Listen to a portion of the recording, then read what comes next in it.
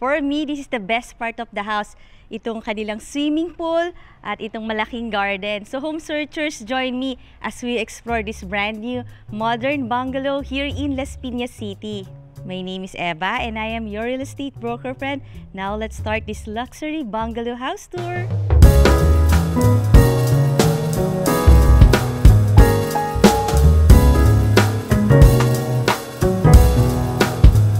Nasa loob tayo ng isang exclusive subdivision na malapit lang sa Vista Mall sa SM City, Las Piñas.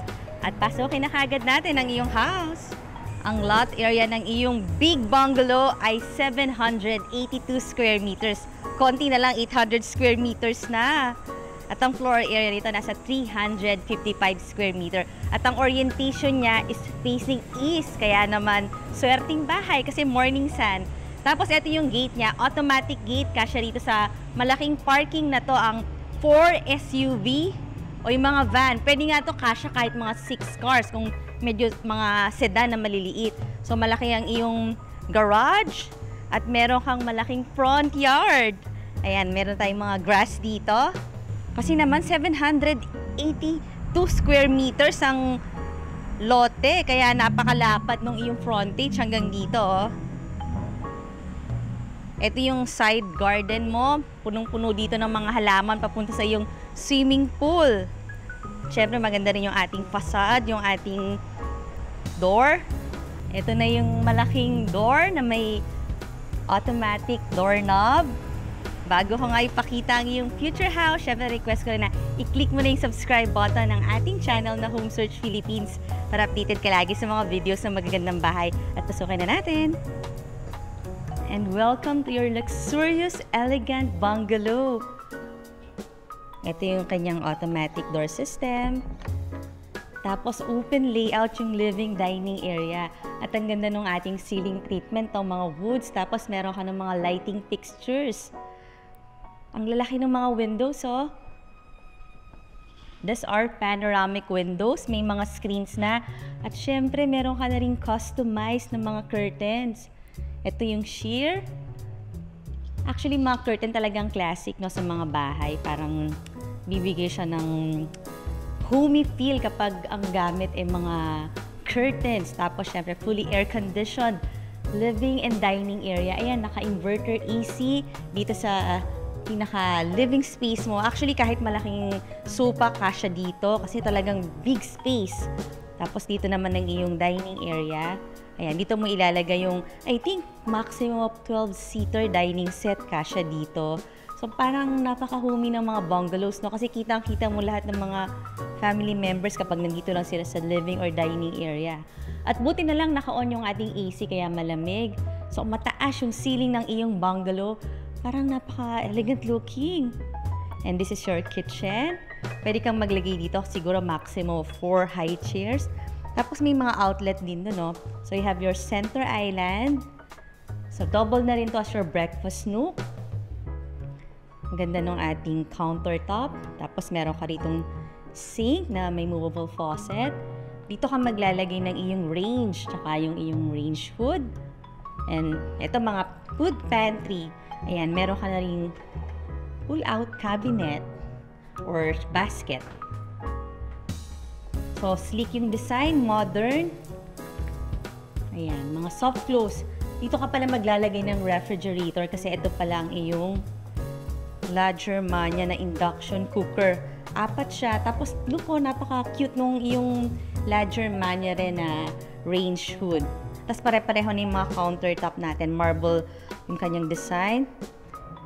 And lahat naman ng mga kitchen cabinet are soft close. So, nice kitchen. Maganda to sa mga mahilig magluto at the same time, mahilig mag-entertain ng guests. Kasi open talaga siya doon sa yung dining area. And punta tayo sa bedroom number 1. So, malapit sa main door ang iyong first bedroom.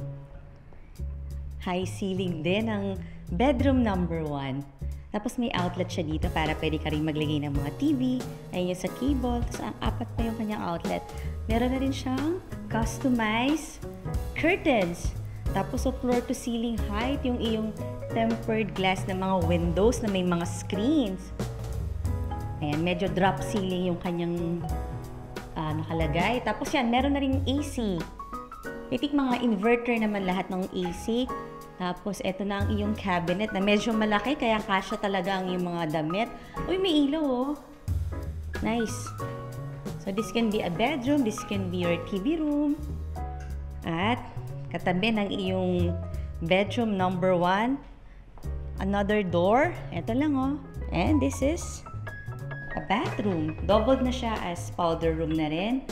Medyo pahaba. Ito naman mga tempered glass. May double shower. Bathroom niche. Ayan o, spacious yung iyong bathroom. Tapos paglabas mo, kita mo kagad yung living dining area. So sa inyo ba mga home searchers, may nakaka-appreciate ba ng mga open layout kagaya nito na may malaking living area, may malaking dining area. Tapos ito naman ang iyong access papunta sa spacious garden. Nalalabas tayo ulit para makita nyo kung gaano kalaki ang iyong garden. Saan tayo dito? Ito na yung partially covered lanai that opens to a spacious garden. So kung meron kang mga events sa iyong bahay like birthdays, mga gatherings, ito yung pwede mong gawing party area. Napakalaki, di ba? So doon ka pwedeng mag-setup ng mga buffet, kunyari may catering. Tapos meron ka ring puno dito. I think this is santol. Kasi may nahulog na santol, oh. Tapos napansin nyo ang taas din ng fence ng iyong property. So maganda yung privacy mo rito. Ganda rin to sa mga may kids. Kasi ang laki nung area kung saan sila pwedeng mag-play, magtakbo-takbo. Tapos, very good talaga for kids. Kasi itong space na to or itong area ng swimming pool na to is the kiddie pool. So, I think mga 3 feet yung ating lalim ng swimming pool na yan. Tapos may space din doon sa kabilang side. Tapos mataas din yung fence. Ito naman syempre yung adult swimming pool. Tapos since mahaba siya, pwede ka talagang mag-lapses. So every morning, bago ka pumasok sa trabaho, pwede ka muna mag-exercise. Syempre swimming ang iyong exercise. Tapos itong door na to leads to the master bedroom. Meaning yung master bedroom may access dito sa swimming pool area. Tapos ito, pwede kang mag-setup dito ng mga tables and chairs habang nakikita mo yung mga anak na nagsuswimming dito sa napakahabang swimming pool. Tapos ito, meron ka pang ayan, swimming pool. Meron ka ditong shower, syempre naman. Tapos I think ito na yung mga mechanism for the swimming pool and accessible dito sa utility area. Mamaya punta tayo dyan pagkatapos natin pumunta ng kitchen. So, babalik na tayo ulit para makita nyo naman yung mga bedrooms. Para sa akin, practical din ang mga bungalow, no? Kasi very convenient, no? Hindi ka naakit ng second floor, hindi ka mapapagod. So, maganda to kasi medyo malaki-laking bungalow. So, kung kailangan mo ng enough space, ito yung bungalow na talagang spacious. At ito yung punta sa ating daily kitchen. May mga food pantries din dito. May circuit breaker. Ang ganda ng color ng iyong daily kitchen. White and beige. Tapos mga soft close lahat ng cabinets. Sleek design. Wala na mga handle kasi dito mo na lang siya ipupull. Mga solid white surface. Yung ating countertop. So parang L-shape yung ating daily kitchen. Oh. So, ang dami mong space dito. Mga soft close lahat. Tapos dito merong door papunta sa ating helper's room at saka sa kanyang bathroom. Let's go.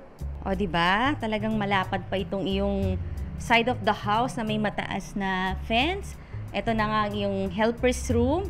Ayan, medyo malaki-laki to. Kasya mga dalawang helper pag naka-double deck. Tapos ito yung kanyang bathroom. Tapos yun yung way papunta uli sa swimming pool area.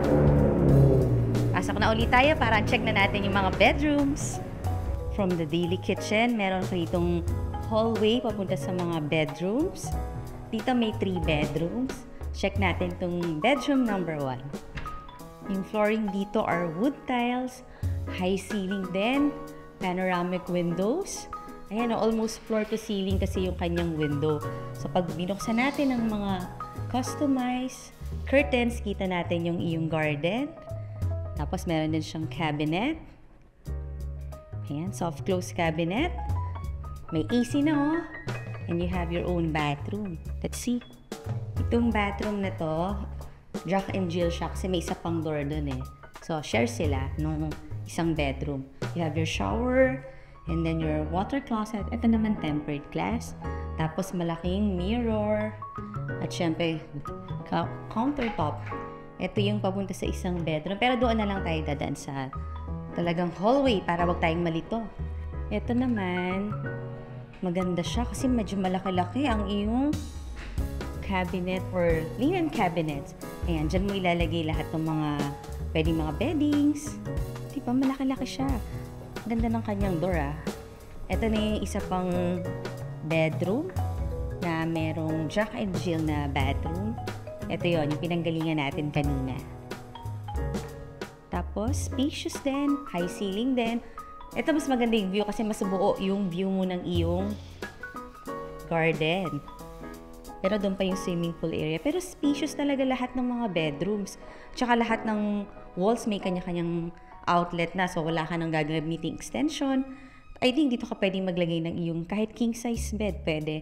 Tapos dito ka naman maglalagay ng mga table kasi may provision na ng mga socket at saka ito mga USB. Tapos fully air-conditioned bedroom na rin. At another space. Ito na yung pinaka-family area. May AC rin, tapos may mga cute kang mga lighting fixtures. So pwede kang maglagay dito kahit malaki-laking sofa kasi maluwag naman siya. Tapos very bright dito sa area na to kasi napansin ko talagang floor to ceiling almost yung mga windows niya, kaya nasabi ko mga panoramic windows. Tapos mayroon dong kulay green, so parang papagandahin mo na lang yan as garden. Kapag ganito yung sofa mo, syempre dito ka maglalagay ng media wall. Ayan, naka-ready na yung mga outlet, mga USB or mga pwede sa telephone. So, di ba? Maganda tong family area na to kasi paglabas ng mga rooms, o dito kayo magko-commune ng mga family members. And this is your master bedroom. Maganda yung ceiling treatment ng iyong master bedroom. Siyempre, cute din yung lighting fixtures mo na may pagka-Scandinavia ng style. Tapos yun nga, buong bahay naka-curtains na. Siyempre, malakas maka-social yung mga curtains na floor to ceiling yung height. Tapos ito, kitang-kita natin yung malaking garden tsaka yung swimming pool. Tapos kung natatandaan nyo kanina, meron akong binuksang door. Ito na yon. So, yung master bedroom, meron siyang access directly sa iyong swimming pool area. O paglabas mo, pwede ka na kagad mag-swimming. Tapos malaki-laki rin talaga itong iyong master bedroom. Ito yung mga provision para just in case maglalagay ka ng TV sa iyong master bedroom. Ayan, doon ka naman maglalagay ng king size bed. Tapos ito, pwedeng nook mo lang, pwede kang maglagay din ng siguro table, parang office space mo dito sa iyong bedroom. Tapos yan, may AC na rin. Lahat naman ng AC are all inverter. Syempre, brand new yung mga AC na yan. Ito na yung his closet. Ayan, mga soft close din. Tapos, ito na yung hers closet. Tapos, ito na yung door. Papunta sa yung master bathroom. Medyo malaki yung area na to. Ito yung sink. Tapos, pwede ko maglagay ng mga design dito or ng mga pwedeng figurines. Tapos, you have your water closet. I think medyo high-tech tong water closet nila kasi may mga pinipindot pa dyan, no? Tapos, naka-ready na rin yung mga nila, yung kanilang mga water heater nasa ilalim para hindi halata, para hindi eyesore. Tapos dito naman sa yung master bathroom, ang ginamit na lang is mga blinds.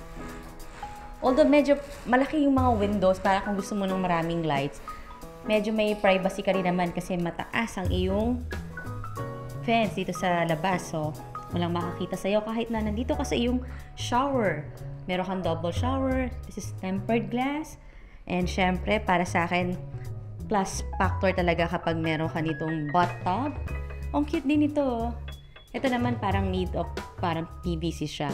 Kaya kahit mabasa yan, okay lang. So you have a nice bathtub. Basta dito. Sa mga home searchers natin dyan na may lot na gustong patayuan ng kanilang residential house or kahit commercial building, pwede nyo rin akong tawagan na. At kung gusto nyo nga makita sa actual itong bahay na to, pwede nyo akong tawagan na. Ngayon naman, request ko na i-click mo na yung subscribe button here. Ito yung mga latest videos at ito naman yung mga similar videos. And I will see you on the next video.